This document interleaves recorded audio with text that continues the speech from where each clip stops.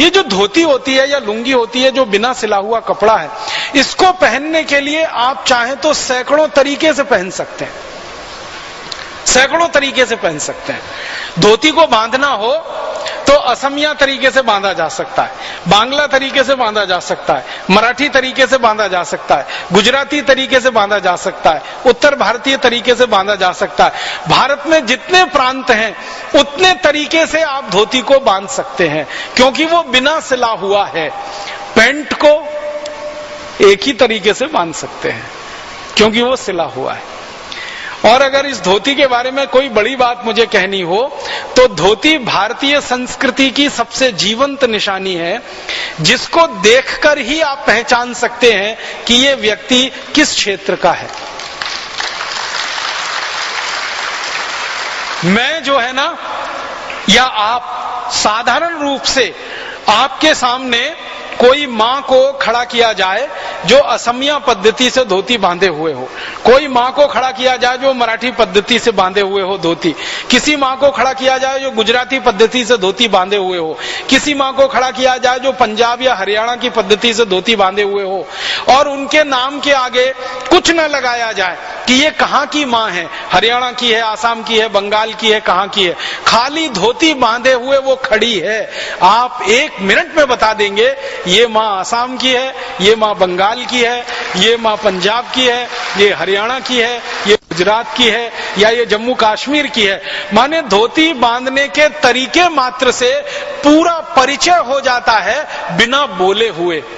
लेकिन पैंट पहने हुए आदमी को आप नहीं बता सकते कि ये इंग्लैंड का है, आयरलैंड का है, फ्रांस का है, जर्मनी का है, या अमेरिका का है, या कनाडा का है, क्योंकि पैंट एक जैसी है सभी जगह। धोती बांधने के तरीके एक जैसे नहीं है कहीं भी। मैं आपको और एक बात कहना चाहता हूं कि धोती वस्त्र तो एक ही है, बांधने के तरीके जो है ना वो अलग अलग है। एक क्षेत्र के हिसाब से एक तरीका, दूसरे क्षेत्र के हिसाब से दूसरा तरीका। महाराष्ट्र की माताओं को देखा धोती बांधे हुए तो उनका तरीका बिल्कुल अलग है, क्योंकि महाराष्ट्र की वैसी जरूरत है। आसाम की माताओं को देखा है धोती बांधे हुए, बंगाल की माताओं को देखा है धोती बांधे हुए, क्योंकि वहां की जरूरत बिल्कुल अलग है। हर क्षेत्र के, हर परिवेश के, जलवायु और जरूरत के हिसाब से बांधने का तरीका विकसित हुआ है। वस्त्र तो एक ही है, धोती जो 5 मीटर का या 5 गज का वस्त्र तो एक ही है, सारे देश में एक ही तरीके से बनता है, लेकिन बांधने के तरीके में जो अंतर है उसी को मैं भारतीय संस्कृति मानता हूं, और जो धोती एक वस्त्र है उसको मैं भारतीय सभ्यता मानता हूं।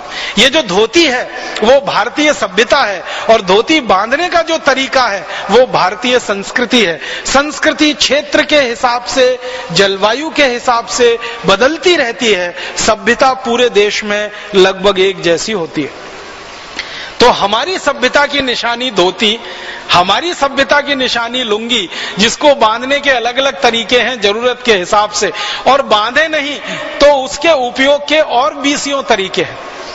मान लीजिए लुंगी पहन के आप जा रहे हैं और आपके पास कोई दूसरा पात्र नहीं है और आपको ढेर सारी सब्जी लेके आनी है, लुंगी का एक हिस्सा आप उसमें सब्जियां भर के लेके आ सकते हैं। अगर आप कहीं से धान्य लाना चाहते हैं, धोती का एक हिस्सा आपने खोला, उसमें धान्य बांध के भी आप ला सकते हैं। कुछ भी लाने ले जाने में आसानी है धोती और लुंगी में। पैंट में क्या ला सकते हैं? उतना ही ला सकते हैं जितनी जेब में आएगा, इससे ज्यादा कुछ नहीं ला सकते। और अगर जेब में भर भी लिया तो चलने में इतनी तकलीफ होगी कि आप शायद चल नहीं पाएंगे उससे। तो ये पैंट, कोट और शर्ट में हम फंस गए। लुंगी धोती वाली सभ्यता और संस्कृति को छोड़कर ये हमारे सांस्कृतिक अधःपतन की निशानी है। मेरा ये मानना है कि भारतवासी जो भी थोड़े अंग्रेजी के प्रभाव में है, अंग्रेजियत के प्रभाव में है, उनको जितना जल्दी हो अपनी उस भूषा को बदल लेना चाहिए, अपनी सभ्यता, अपनी संस्कृति के हिसाब से, अपनी जलवायु के हिसाब से और अपनी जरूरतों के हिसाब से।